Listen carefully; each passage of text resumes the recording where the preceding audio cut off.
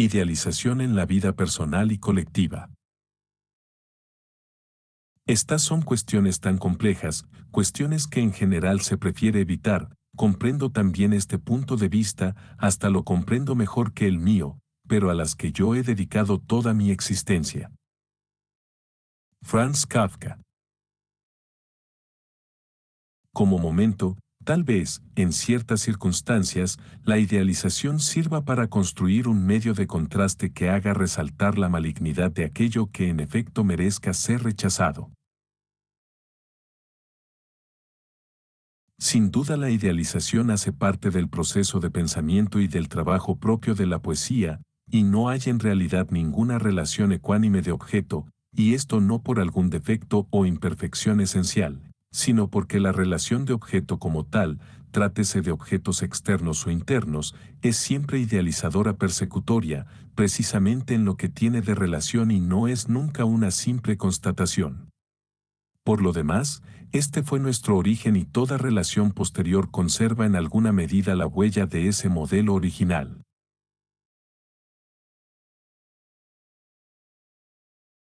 No tenemos, por lo tanto, la menor posibilidad de elegir entre idealización y no idealización, pero podemos establecer una tipología de la idealización, de sus diversos grados de fijación, de sus combinaciones con el desengaño y de los mecanismos de su funcionamiento en el amor, en el pensamiento y en la acción.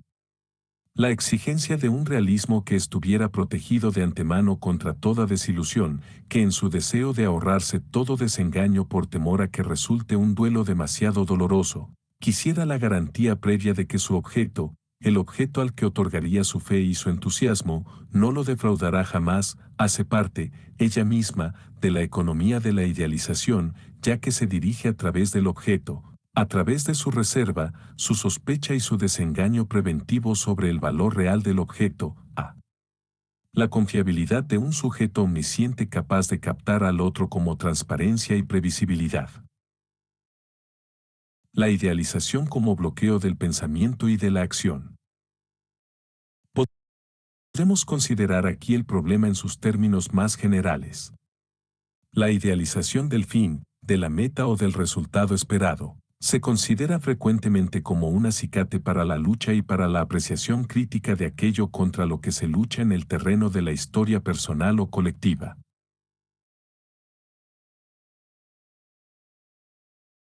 Pero hay allí una ilusión en extremo peligrosa, ya que la idealización del fin implica precisamente la devaluación de la lucha y del proceso que conduce a él, porque el fin idealizado, pensado según el modelo de una relación imaginaria de reconocimiento y satisfacción globales, no contiene en sí mismo lucha, negación ni proceso, es el ideal negativo de la felicidad de Nietzsche y tiene que hacer de la acción misma el tiempo de la desgracia, del desgarramiento y la carencia.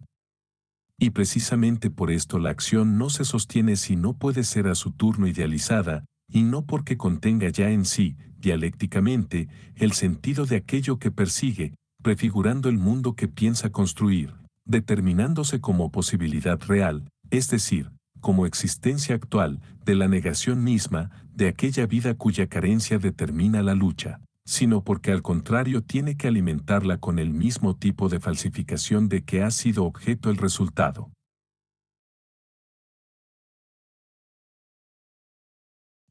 Hay, pues, dos maneras de hacer que el fin esté ya presente en los medios. La una consiste en que las características del tipo de vida que se busca pasen al proceso mismo por el cual se buscan, que la negación de una forma de relaciones humanas sea ya positivamente otra forma de relaciones, con otra lógica. La otra consiste en que la idealización del fin pase a los medios.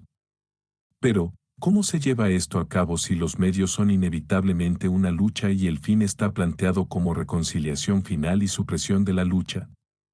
Se puede idealizar la lucha misma, construir un grupo fantasma materno como unanimidad protectora, seguridad, garantía de identidad, protección por un ideal del yo común, enfrentado a un mundo exterior amenazante. De esta manera, la lucha continúa, pero la frontera que separa y opone lo exterior y lo interior permite introyectar la falsedad del fin. Los que pensaban que vendría el reino de una verdad absoluta, construyeron organizaciones que ya tenían una verdad absoluta. Esto fue muchas veces explícito: contra la verdad de la Iglesia solo se puede ser hereje y caer en las tinieblas exteriores, o también, es mejor estar equivocado con el partido que tener la razón contra el partido. Existen otras formas de tratar, en una interpretación objetiva, encarnada, la relación del fin y los medios. Una es la supresión de la lucha, oponiendo entonces, por ejemplo, a la imagen de un mundo absolutamente violento y disgregado, el poder imaginario del amor, de la persuasión, de la no violencia, características del mundo idealizado que se piensa instaurar como en ciertas sectas cristianas o en Tolstoy. Otra es la supresión de toda relación dialéctica entre el fin y los medios. El fin es entonces el resultado mecánico de unos medios que no están habitados por su sentido, que son actividad inerte, tiempo excluido de toda realización. Pero la figura que aquí nos interesa, la introyección en el proceso de la idealización del resultado, bloquea el pensamiento y distorsiona la acción, porque esa pareja del grupo fantasmal y el mundo externo constituye una falsa contradicción. El grupo ha importado lo esencial de ese mundo, la dominación como principio de toda coordinación, la jerarquía rígida y vertical como forma de organización, la distribución en individuos distintos de las funciones de dirección y ejecución y la reproducción de estas funciones y sus agentes. Y el mundo externo tiene el funcionamiento del grupo como su propio ideal, como ideal de una eficacia no problemática medida en términos de un resultado en sí, independiente del efecto que la manera de producirlo tiene sobre sus productores. Y es muy sabido con cuánta frecuencia el éxito de estos grupos tiende a producir a partir de su propio modelo un perfeccionamiento y exacerbación del mundo que combatían. Podemos comprender en el ejemplo anterior que la idealización, aunque parezca al comienzo destacar enormemente las diferencias entre la situación actual y aquella que se anhela instaurar, conduce en realidad a asimilar en un sentido más fundamental lo que se pretende contraponer. Hemos visto cómo esas idealizaciones vuelven sobre los momentos de la lucha, sobre los medios y terminan siendo también idealizaciones del presente en la figura de la institución fantasmalizada, eficaz, el partido, la iglesia. Son muy conocidos los crímenes y las orgías de terror a que se entregan estas organizaciones que persiguen un estado perfecto y cuántas veces a nombre de la negación de toda violencia se pasa a una violencia sin límite. Idealización e imagen. Es fácil constatar en la vida, sobre todo en análisis, que la idealización es un proceso que opera por medio de imágenes, que toma determinados momentos del pasado, aislándolos del conjunto, de la totalidad articulada y de la continuidad y confiriéndoles un valor de emblemas, como si en ella se condensara todo el sentido o se contuviera la esencia de una relación, de una persona o de una época de la vida. Pero en realidad el sentido que así se ejemplifica con una imagen es más una proyección que una interpretación, incluso errada, puesto que lo que de esa manera se aísla, se separa de los antecedentes, de las consecuencias y las circunstancias que le imponen su interpretación objetiva, le confieren un sentido, no es objeto de una interpretación propia, ya que la imagen ideada o recordada, el hecho o el gesto, son captados como manifestación de una esencia y no como síntoma de una problemática. Efecto de una situación compleja. Este procedimiento parece conferir un objeto a nuestros sentimientos de ternura, de compasión, de culpa, de amor o a nuestra rabia, pero en realidad no hace más que retirar al pensamiento todo poder sobre nuestros sentimientos o estados de ánimo actuales.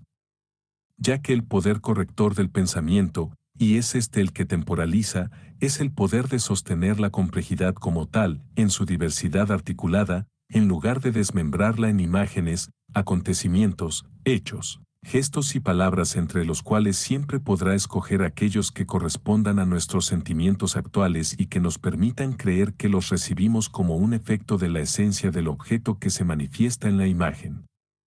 Este procedimiento puede consistir en la producción del momento mítico ya que, como dice Sartre, no es raro, en efecto, que una memoria condense en un solo momento mítico las contingencias y las repeticiones de una historia individual.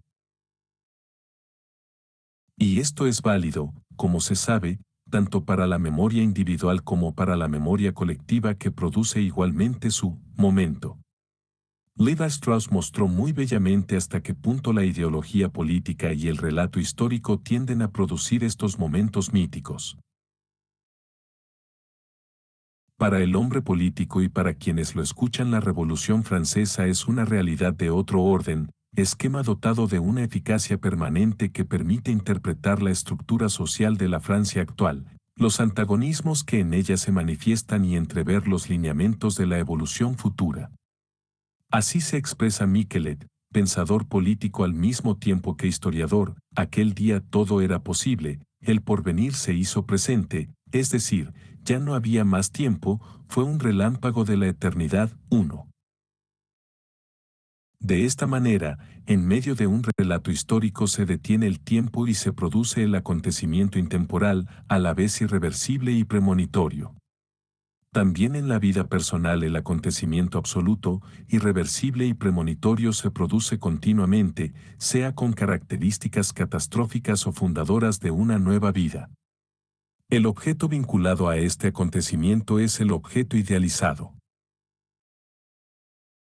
Más generalmente, es como si todos dispusiéramos de un inmenso álbum de recuerdos entre los cuales pudiéramos escoger a voluntad las escenas idílicas o frustradoras y dolorosas, según el afecto que en el momento nos ligue a un objeto determinado, y por medio de esa cuidadosa selección involuntaria nos parece que dicho afecto se desprende directamente del objeto que en realidad hemos construido con esa selección. Lo que nos interesa subrayar es que en todos los casos se cree captar en la imagen mítica o en la selección unilateral de las imágenes la esencia misma salvadora o destructora del objeto, que en la imagen se revela directamente su sentido absoluto y exclusivamente prometedor o amenazador.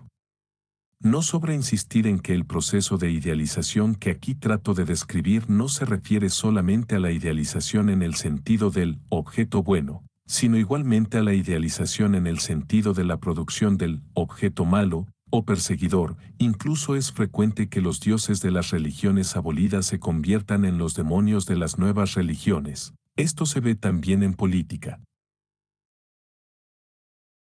Podemos denominar desidealización patológica al proceso que consiste en convertir el objeto bueno en el malo, en lugar de relativizar al primero, situarlo en el conjunto de sus circunstancias, temporalizarlo y pensarlo. No son pocos ahora los nuevos filósofos, en verdad más nuevos que filósofos, que tenían hace poco a Marx por el profeta de una nueva humanidad y lo tienen ahora por responsable de los campos de concentración.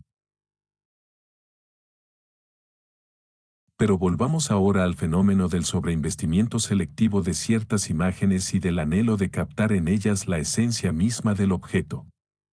Ocurre que necesariamente cuando valoramos a los otros de esa manera aspiramos a ser valorados de la misma manera y en consecuencia a ser acogidos absolutamente por otro o por otros como esencia y a producirles imágenes, a través de las cuales puedan captarnos así. De este modo resultamos hipersensibilizados a todo aquello que pueda dañar la imagen que tratamos de producir, fenómeno que corrientemente solemos denominar timidez. Y como no se trata de una interpretación sino de la captura de una esencia en una imagen, quedamos, por decirlo así, en manos del testigo más o menos privilegiado, prestigioso o incluso cualquiera que vaya a acogernos fundando nuestro ser en la identidad, con la imagen que aprueba. Acabamos de mencionar la timidez. No nos referimos aquí solamente a las manifestaciones evidentes del fenómeno como la angustia y el descontrol por no poder prever y dirigir el efecto que producimos en los otros, sino a la fuente del problema, que consiste precisamente en la sobrevaloración de las imágenes como indicadoras de esencia, sobrevaloración que empleamos para considerar a los otros, que se vuelve por lo tanto un criterio inevitable y amenazador de nuestra actualidad. Es posible, desde luego, escapar a la timidez por un procedimiento verdaderamente drástico como el que consiste en una identificación más o menos loca, quiero decir total, con una determinada función social codificada, el gerente, la secretaria, el barrendero, etc., porque la locura puede consistir tanto en la pérdida de la identidad como en una identidad absoluta e inmutable. Lacan decía que loco es un hombre que se toma por Napoleón, aun si se trata de Napoleón II. Pero si no se consigue este logro desastroso y sin embargo se mantiene vivo el principio del sobreinvestimiento de la imagen, entonces la timidez seguirá siendo indicio de nuestra demanda de idealización aunque tratemos de evitar sus manifestaciones por medio de una negación imposible de los testigos molestos y un refugio en los testigos que, creemos definitivamente seducidos. El problema no se resuelve sino cuando se abandona definitivamente el anhelo de ser captado y aprobado en un golpe de esencia y se valora en cambio la complejidad contradictoria de la vida, el trabajo como autoproducción riesgosa en el tiempo, como continuidad en permanente reinterpretación, la comunicación interhumana siempre incompleta e inscrita en condiciones específicas que no son la simple mirada. Encanto y terror de la imagen. Pero la imagen, fantasía, recuerdo o percepción, no es una simple pantalla para proyectar nuestras emociones y pretender luego derivarlas de ella. Su encanto y su terror están fundados en el texto desconocido que viene a condensar. No es un estado de ánimo, sino un drama oculto lo que resulta representado para el fóbico en la escena o situación que lo aterroriza. Pero precisamente es el carácter informulable del drama, su falta de movilidad y de productividad de sentido lo que condena al fóbico a una interpretación cerrada de la escena.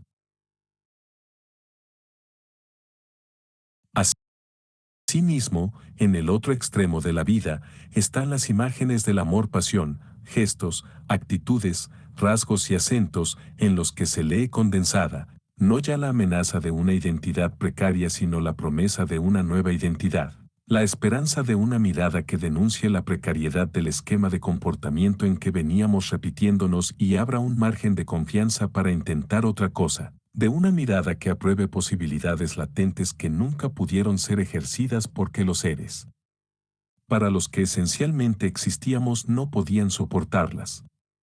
Por eso, mientras la escena fóbica indica un endurecimiento de los esquemas protectores, la escena amorosa desata un comportamiento exploratorio que introduce algo de juego y de ensayo en los gestos más simples de la vida, en la manera de caminar, de sentarse y de mirar por la ventana.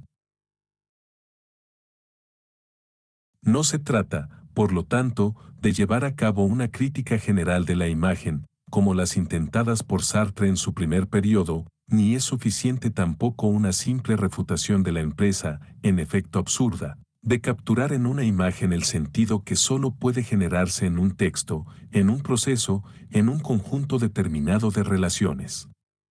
Ese error no es superable y es constitutivo. Lo que se le opone no es la verdad pura y racionalista, ni la realidad bruta, en sí. Que, como mostró precisamente Sartre, no es más que el correlativo noemático de la náusea. De lo que se trata es que la imagen con su inevitable fuerza conserve un carácter exploratorio de proceso, se mantenga abierta al drama que le da su vigor, induzca posibilidades productivas. Entonces hace necesariamente parte del proceso del pensamiento y de la producción artística y no tiene por qué ser en sí misma demanda de idealización o terror de refutación. Pero mientras sea añorada como momento conclusivo, apoteosis del instante, actualización de una tendencia realizada, solo puede bloquear esos procesos. De esa manera la imagen puede ser estudiada como una de las encrucijadas en las cuales se bifurcan los caminos de la idealización y la sublimación. Freud insiste, sobre todo en Introducción al narcisismo, en el carácter radicalmente diferente del proceso de idealización y el de sublimación, los cuales no solo se diferencian sino que en algunos aspectos se contraponen, por ejemplo, con relación a la represión, que la idealización favorece al contrario de la sublimación. Este concepto de sublimación, bastante desafortunado, que Freud nunca desarrolló, podría caracterizarse rápidamente diciendo que consiste en la conversión de las pulsiones parciales, y de la lógica particular de cada una de ellas, así como de los mecanismos inconscientes, en poderes creativos. Es una economía de la imagen lo que permite distinguir los dos caminos. La imagen puede estar inscrita en el proceso de sublimación y abre entonces el juego de imágenes, de pensamientos y de emociones. Permite iniciar la exploración riesgosa y no gobernable de una significación desconocida, o bien, puede estar fijada y sobreinvestida en el proceso de la idealización y entonces es ya solo la imagen protectora o amenazadora de una identidad imaginaria y opera, si así puede decirse, por medio de exteriorizaciones simples como lo interior y lo exterior, el bien y el mal, la gratificación y la frustración, etc. Demanda y oferta de idealización. Entendemos aquí por demanda de idealización una necesidad de ser idealizado por otro, cualquiera que sea la problemática en que se funde, por ejemplo, la corroboración de un narcisismo paranoide o la compensación de una carencia de autoaprecio o la necesidad de que otros tengan fe en una convicción que teme ser un delirio privado, etc. Entendemos en cambio por oferta de idealización, la necesidad de construir un objeto idealizado en el cual se proyecta el yo ideal, del cual se espera una protección absoluta, una identidad garantizada, y una respuesta a todos los interrogantes. Este papel puede adjudicársele a una persona, a un grupo, a una ideología, o a un sustituto imaginario de las figuras primordiales. Es fácil observar que la oferta de idealización es muy frecuentemente una demanda apenas disimulada de reciprocidad. Yo te idealizo para que tú me idealices. Sin embargo, los dos términos no son directamente correlativos, no constituyen un evidente sistema de intercambio como puede ocurrir en los llamados clubes de elogios mutuos.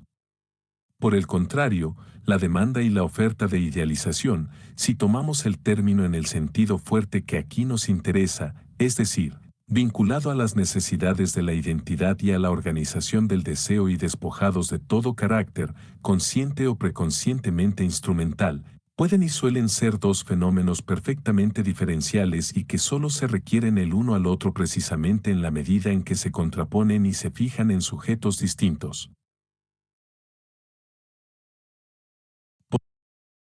Podemos encontrar, por ejemplo, una oferta de idealización desprovista de toda demanda recíproca y en ese sentido es lógico prometer a los simples de corazón que ellos verán a Dios. Es muy posible incluso que no tengan que ir a buscarlo demasiado lejos, ya que pueden hallarlo en cualquier parte, en un padre, un patrón, un hermano mayor, etc., ya que su simpleza consiste precisamente en una necesidad de idealizar a otro, tan grande, que ha matado en ellos toda crítica, toda malicia y todo sentido del humor. El que tema de antemano toda sospecha y todo recelo que pueda obligarlo a pensar por sí mismo y anhele por el contrario sumarse a toda palabra que quiera enseñarle lo que hay que hacer, pensar y desear, ese ya va en busca del líder o del profeta y no dejará de encontrarlos. Este problema bastante complejo lo veremos un poco más adelante. Observemos, por ahora, que del otro lado hay muy diversas formas de demanda de idealización y que son muy diferentes sus relaciones con el pensamiento, el amor y el humor. Tal vez el punto que mejor permita clasificarlas es su relación con el pensamiento.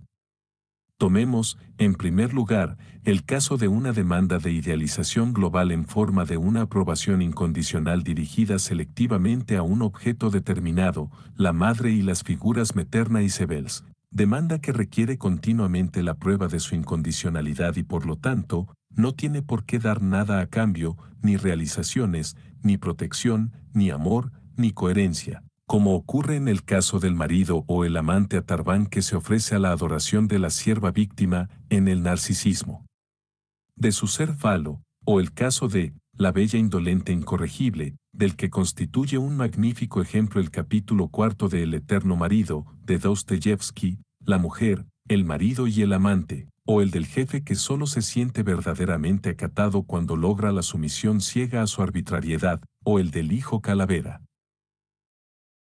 que necesita medir la preferencia de que es objeto por la magnitud de lo que tiene que serle perdonado. No es difícil comprender que este tipo de demanda de idealización, lejos de constituir un motor para el pensamiento, constituye precisamente un freno, ya que no exige de sí ninguna realización, ninguna coherencia. En el otro extremo, por lo que respecta al pensamiento, nos encontramos con las figuras del pensador y el artista que se debaten con la locura y que temen que su capacidad de salir de lo ya sabido, de lo ya pensado y de lo ya dicho termine en la soledad sin retorno del delirio si no hay otros que acojan su palabra y se la apropien. No nos hagamos ilusiones sobre este punto, por muy poderoso que pueda ser un proceso de sublimación es perfectamente compatible, sin embargo, con una demanda de idealización.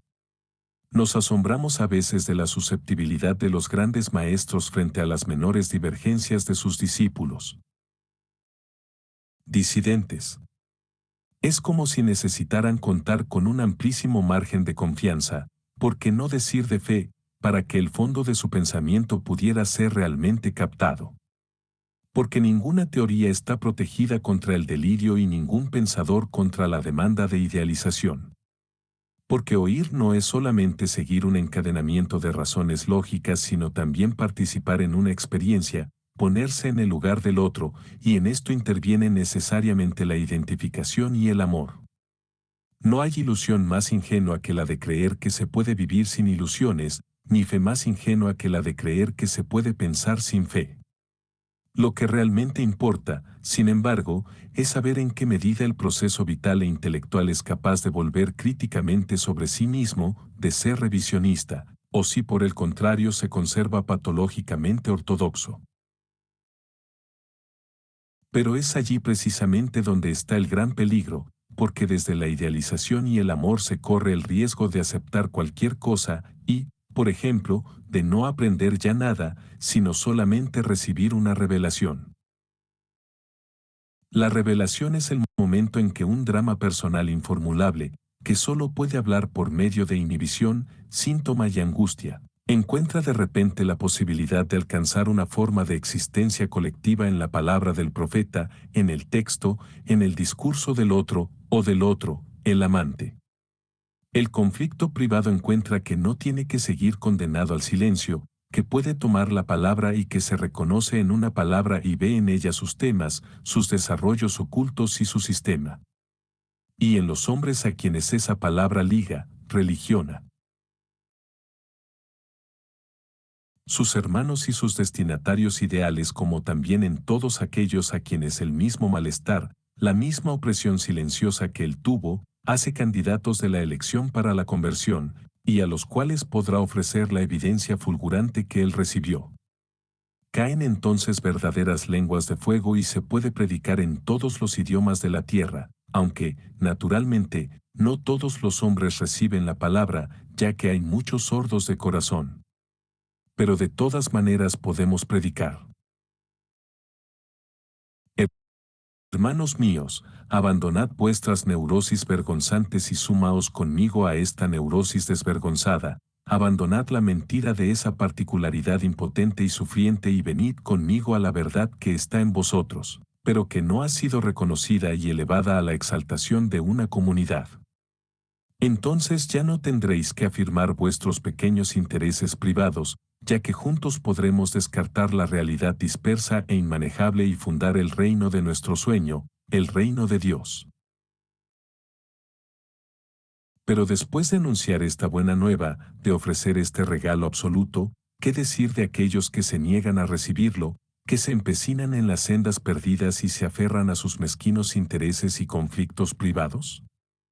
Habrá que concluir que son tercos, tontos por maldad, malos por tontería, esclavos de soluciones restringidas cuando se les ofrece una solución total, filisteos que juzgan nuestra empresa con el rasero de sus vidas y sus valores, alienados en sus míseras propiedades y en sus triunfos irrisorios. De esta manera trata el profeta de descartar la amarga experiencia de que la evidencia que recibió no resulta válida para todos y hay que confesar que, en cierto sentido, no deja de tener razón ya que, según una economía de la angustia muy bien descrita por Freud al final de Psicología de las Masas y Análisis del Yo, es verdad que la neurosis hace relativamente asocial al individuo extrayéndole de las formaciones colectivas y habituales. Puede decirse que la neurosis es para las multitudes un factor de disgregación en el mismo grado que el amor. Así observamos inversamente que siempre que se manifiesta una enérgica tendencia a la formación colectiva se atenúan las neurosis e incluso llegan a desaparecer, por lo menos durante algún tiempo. 3. Pero esto solo en la medida en que, todas las adhesiones a sectas o comunidades místico-religiosas o filosófico-místicas ahorran al individuo el trabajo con sus propios conflictos. Sin embargo, cualquiera que dé una somera mirada a la historia sabe que cuando estas sectas o comunidades adquieren un gran éxito, suelen producir también verdaderas catástrofes colectivas. En cuanto a la oferta de idealización, puede también ser una oferta colectiva y Marx señala muy pertinentemente en el 18 Brumario de Louis Bonaparte que los pueblos, en épocas de mal humor pusilánime, gustan dejar que los voceadores más chillones ahoguen su miedo interior. 4. Dostoyevsky describió en La leyenda del Gran Inquisidor. 5. Casi toda la gama de esa demanda de idealización, no solo de autoridad y de protección, sino incluso de misterio. El anhelo de creer en una palabra radicalmente ininteligible porque un mensaje que puede ser entendido no necesita ser creído y no nos ofrece por lo tanto la posibilidad feliz de renunciar a pensar, a todo lo que el pensamiento tiene de angustia, imprevisibilidad y por lo tanto, riesgo para nuestra vida, y cuántas veces el hombre prefiere más bien que una convicción trabajosamente conquistada, relativa y modificable, una verdad absoluta y tanto más incuestionable cuanto que es perfectamente incomprensible, e inclinarse ante ella. Debemos señalar aquí que existe una relación fundamental entre la oferta de idealización y la culpa. Los amargos reproches del profeta hacia todos aquellos que permanecen refractarios a su revelación suenan sin duda solamente como acusaciones pero proceden también obscuramente de la culpa, tratan de borrarla y convertirla en condenación de los otros. La culpa por no haberse podido inscribir en las normas queda anulada declarando que no son más que las normas del viejo mundo corrompido y prosaico de la vida cotidiana, que carece de todo valor ahora que podemos juzgarlo desde la fiesta de la comunidad, desde la borrachera de la ruptura. La culpa por el sufrimiento causado a los seres queridos, o por la hostilidad hacia ellos, que son siempre en alguna medida objetos de identificación, queda redimida declarando que tanto ellos como nosotros éramos fruto de un mundo de perdición y que los convocamos ahora a seguirnos a un nuevo nacimiento. La culpa que procede de un yo ideal inflado, imaginario, en comparación con el cual nuestro yo real resulta despreciable y condenable, queda anulada precisamente por la demanda de idealización, por la demanda de que ese yo ideal quede actualizado y validado por la fe de los otros, por su aprobación incondicional. En cuanto a la oferta de idealización hay que precisar que no es solamente una oferta de amor, sino también de proyectar, como decía Freud, nuestro superyo en un objeto externo, y ya no habrá entonces más culpa que la reticencia que quede en nosotros con respecto a nuestra adhesión a él y la hostilidad que implica siempre la inevitable ambivalencia de todo amor. Pero esa reticencia y esa hostilidad la podemos siempre proyectar sobre el otro, el judío, el trotskista, el contumaz apóstata. Para que no queden equívocos en este punto es bueno aclarar que si bien son pertinentes todas las críticas que desde Spinoza hasta nuestros días se han hecho a la conciencia culpable y a las teorías religiosas, jurídicas o filosóficas en que se racionaliza, en cambio el sentimiento de culpa, como tal, no se deja refutar, como no se deja refutar una forma cualquiera del deseo, hace parte de la economía de la vida y del pensamiento. El problema consiste más bien en la manera como este fenómeno, que tiene sus raíces en la larga dependencia inicial del ser humano con relación a objetos que son a la vez del deseo, del amor, de la identificación y de la hostilidad, se inscribe en la economía de la idealización y entonces trata de liquidarse mágicamente o de proyectarse en otros, o bien tiende a superarse en la dirección de un reconocimiento de nuestras tendencias contradictorias. Encanto y terror de la palabra. No hay ninguna palabra inocente, neutral, puramente denotativa, incluso allí donde se procura producir conceptos o signos artificialmente monosémicos, unívocos, es decir, en el lenguaje de la ciencia. Solo resultan eficaces y operatorios en la medida en que logremos mantener reprimida la proliferación de sentido, el valor de amenaza y promesa que son propios del signo. Hasta los números naturales y las figuras de la geometría plana están permanentemente asediados por una valoración simbólica que los refiere al orden del deseo. La palabra que parecería poseer un sentido más independiente del contexto, el nombre propio, es justamente aquella que está más íntimamente ligada al poder. No solo los primitivos suelen temer que el enemigo conozca su nombre como si con ello quedaran, por decirlo así, en sus manos, sino que todos los amantes convocan el nombre del ser amado y tratan de introducirlo de alguna manera en la conversación, o, lo que es lo mismo, de evitarlo, como si con ese nombre poseyeran el secreto más íntimo de la identidad del otro con todas sus promesas, y cuando el nombre o su sustituto circula entre los amantes, existe siempre el deseo de rebautizar al otro y de ser rebautizado por él porque todos surgimos en el discurso del otro, de los objetos primordiales y padecemos de sus designios, expectativas y reparaciones inconscientes. Pero no solo el nombre sino toda palabra nos asalta en el núcleo de nuestro ser en la medida en que denuncia, así sea indirectamente, lo que nos está vedado saber de nosotros mismos porque resulta incompatible con la estructura de nuestra conciencia y de nuestra inevitable pretensión a la unidad, o bien, porque nombra y libera lo que permanecía silencioso en nuestra vida hablando solo el lenguaje de los síntomas, sea porque, como ocurre en el humor, una palabra acertada nos indique que ahora sobra el esfuerzo para mantener reprimida una tendencia de nuestro ser, deseo u hostilidad, y que podemos reconciliarnos con ella hasta el punto de que la energía que empleábamos para acallarla quede sobrante y se manifieste como risa. Sea porque, como ocurre en el amor, todo discurso del otro se dirija ocultamente a nosotros como a la garantía de su validez y todos nuestros discursos se dirijan al otro como a un testigo privilegiado capaz de validar no solamente nuestras proposiciones, coherentes y verificables, que no lo necesitan, sino nuestros tartamudeos y nuestras muletillas más particulares.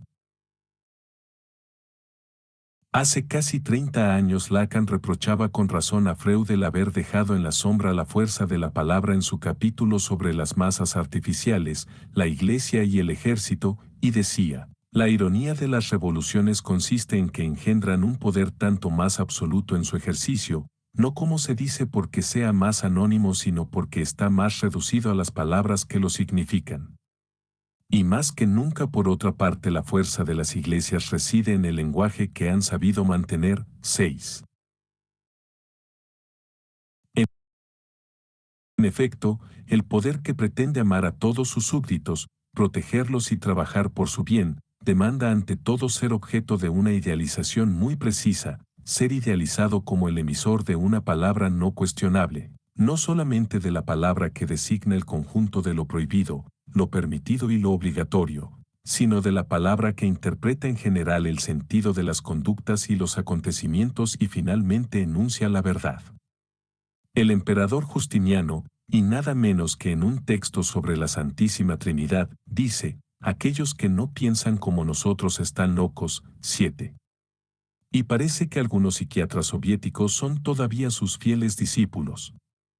El poder pretende que su palabra produzca el famoso consenso social con el cual, si bien no todos los problemas quedarían resueltos, al menos, y esto es lo más importante, serían interpretados de la misma manera, y si algún aguafiestas viene a dañar esta alegre comunión del sentido y dice tercamente como Galileo, «Eppur si muove», debe saber que queda condenado a mentir sobre su propio pensamiento, al silencio y a la soledad. 8. Y cuando el poder siente que ha perdido la credibilidad, su demanda de amor se convierte en persecución y censura, o bien puede tratar de recuperarla produciendo o designando un enemigo exterior en la confrontación con el cual todos tengan que estar unidos a riesgo de la derrota, la ruina o la muerte, lo que tiene la ventaja nada despreciable de que toda diferencia interna puede hacerse aparecer como una complicidad de hecho con el enemigo externo. Si tomamos ejemplos más o menos extremos es para destacar una tendencia allí donde está exacerbada hasta lo patológico, y para indicar un mecanismo que opera igualmente en la interlocución de los individuos. Todo discurso contiene inevitablemente una demanda de amor, de corroboración, de reconocimiento y arriesga por lo tanto ser defraudado, desconocido o, peor aún, desatendido. Incluso el discurso que se opone directamente al otro, apela indirectamente a la aprobación y al amor de los terceros, presentes o ausentes, que lo acompañan en esa oposición. Pero el discurso paranoico tiene, como se sabe, la particularidad de que habla desde la evidencia, sea en los celos interpretativos o en el delirio de persecución, y el que no lo corrobora absolutamente, denuncia por ello mismo su ceguera total o su complicidad directa con el enemigo. No hay en esta palabra sin riesgo cabida para ninguna hipótesis ni proceso de verificación, ni intento de demostración, ya que el otro, el destinatario, que no es en realidad más que un yo especular, debe constatar pasivamente la verdad que se le demuestra, sin lo cual pasa al campo enemigo.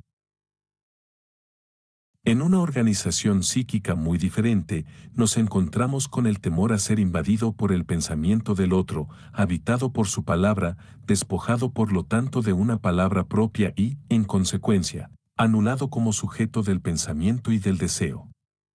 Estas distorsiones patológicas de la intercomunicación, por opuestas que parezcan, tienen sin embargo un fondo común. Hubo en efecto un tiempo de comunicación sin distancia, en que la palabra de la madre no podía ser sospechosa ni diferir de la realidad, y el sujeto puede quedar fijado a ese tiempo en el que su ser para otro era simplemente su ser, porque su madre no pudo hacer el duelo de su nacimiento, es decir, permitirle nacer otra vez como sujeto autónomo o al menos diferente, y ni siquiera permitió que su palabra fuera relativizada por un tercero, generalmente el padre. Y el retorno a esa confusión primitiva puede ser vivido en el horror, como el peligro permanente de una intrusión despersonalizante o tratar de invertirse ocupando el papel del emisor primordial que constituye la realidad, pero puede también ser objeto de un anhelo de retorno al narcisismo sin falla de la pareja especular. Y finalmente es posible escindir la figura materna, que puede estar representada por el Padre real, en una imagen persecutoria y otra que nos ofrece la plenitud, por ejemplo, en la Esfinge y Yocasta, el dragón y la princesa. Sin duda, no tendría interés esta breve incursión en un terreno tan conocido hoy de la patología individual, si no fuera porque todo amor normal, pedimos perdón por esta fórmula contradictoria, no estuviera continuamente amenazado por estas tendencias y, sobre todo, porque en las formaciones colectivas suelen predominar abiertamente sin que nadie las note. En un estudio titulado Miseria de la cultura argentina, Mark Nazen dice: con esa sensibilidad para la diferencia que caracteriza las dictaduras, el gobierno infiltra todas las zonas de desacuerdo posible y gracias a un bombardeo ideológico intensivo parece querer ocupar todos los lugares, institucionales o no. La trama de los lazos entre la sociedad civil y el Estado tiende a apretarse, haciendo desaparecer todas las disensiones. La dictadura tiene su ideal, la simbiosis. 9. Que un gobierno terrorista que no puede hacerse ilusiones sobre la opinión que le merece a la inmensa mayoría de la población, ni sobre los intereses de clase y de casta que representa en el poder, Se proponga semejante ideal, es algo sin duda grotesco, pero hay que saber que todo gobierno que se lo proponga, cualquiera que sea el grado de entusiasmo que despierte en las masas y precisamente en la medida en que se lo proponga, conduce al terror. Existen hoy, desde luego, formas mucho menos burdas de intimidación, pero que parten también a su modo de la fórmula siniestra según la cual, el que no está conmigo está contra mí. Son las hermenéuticas reductoras que no pueden tolerar, ni evitar, un discurso que difiera del suyo y entonces interpelan directamente al emisor, ¿a nombre de quién habla usted? ¿De qué intereses? ¿Con qué intenciones? Identifíquese porque si no, nosotros lo desenmascaramos. Y más que el enemigo declarado que entra en su propia lógica, les molesta un discurso que no declare los signos de su pertenencia, que no presente un léxico marcado, sembrado de contraseñas, una jerga reconocible. Porque ese es el discurso que puede amenazar su monopolio del sentido, introducir la polisemia, la interrogación y la relativización en la terminología más consagrada, en los mojones inconmovibles del idiolecto. Toda ideología investida como discurso primordial que contiene en principio respuestas para todo, no puede ser cuestionada porque ello generaría una verdadera crisis de identidad en sus adherentes y estos prefieren concebir la palabra que los interroga como una simple máscara detrás de la cual se oculta el rostro verdadero, de intereses e intenciones inconfesables. La fuerza y la peligrosidad de esta posición procede de que en alguna medida está en todos nosotros, de que todos tenemos la añoranza de una unidad perdida y hacemos nuestra oferta de idealización a una palabra que nos designe al fin el sentido del mundo y nuestra situación en él. Si resulta tan difícil combatir la explotación, la dominación y la escandalosa desigualdad, ello se debe desde luego, por una parte, a la resistencia de los explotadores y a su poderío económico, ideológico y militar, pero también, por otra parte, a la dificultad de construir un espacio social y legal, ya que la ley no es superable y el sueño de superarla es una regresión infantil, en el que puede afirmarse la diferencia y la controversia y producirse un acuerdo real, es decir, relativo, revisable, modificable, en lugar de buscar una comunión de las almas.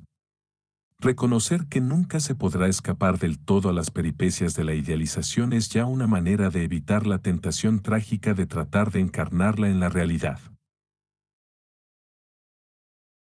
En nuestra época estamos viendo que es tan poderosa la tendencia a producir un grupo madre y la oferta de idealización a quien pretenda o parezca encarnarlo, que no solo las religiones y los movimientos políticos, sino también las sociedades psicoanalíticas y las tendencias teóricas más críticas, más lúcidas y más productivas tienden a convertirse en partidos totalitarios y comienzan a secretar, con la misma naturalidad con la que el hígado secreta bilis, sus ortodoxos y sus herejes. En las relaciones personales la única manera de conseguir una relativa continuidad afectiva consiste en reconocer que el anhelo de ser uno y el anhelo de mutua transparencia, siempre presente en el deseo y el amor, es afortunadamente inefectuable, ya que nadie puede ser uno ni siquiera consigo mismo, ni transparente para sí mismo. Fuente. Texto de la conferencia presentada en octubre de 1982 en la Biblioteca Pública Piloto de Medellín. Fue publicada originalmente en la revista de Extensión Cultural de la Universidad Nacional de Colombia Seccional, de Medellín, número 13 a 14, diciembre de 1982. Más tarde apareció como ensayo central del libro sobre la idealización en la vida personal y colectiva, Procultura, Bogotá, 1985. 1. Levi Strauss, Claude, 1974, Anthropale y Structurale, París, Pion, página 231. 2. Lacan, Jacques, 1966, Proposur la causalité psychique, écrits, Editions du Seuil, París, página 171. 3. Freud, Sigmund, 1973, Obras completas, tomo tercero, Madrid, Editorial Biblioteca Nueva, página 2608. 4. Marx, Karl, el 18 Brumario de Louis Bonaparte, Obras Escogidas, Moscú, Editorial Progreso, página 14. 5. Dostoyevsky, Fyodor M. 1975, Los Hermanos Karamazov, parte 2, libro V, capítulo 5, Obras Completas, tomo 3, Madrid, Aguilar, página 204. 6. Lacan, Jacques, 1966, Écrits, París, Editions du Seuil, página 283. 7. Citado por Pierre Legendre en Pouvoirs, número 11, París, 1979, página 11. 8. Chasseguet Mirgel, Janine, 1979, Algunas reflexiones sobre la ideología, Pouvoirs, número 11, París, página 39. 9. Les Temps Moderns, París, julio-agosto de 1981, página 233.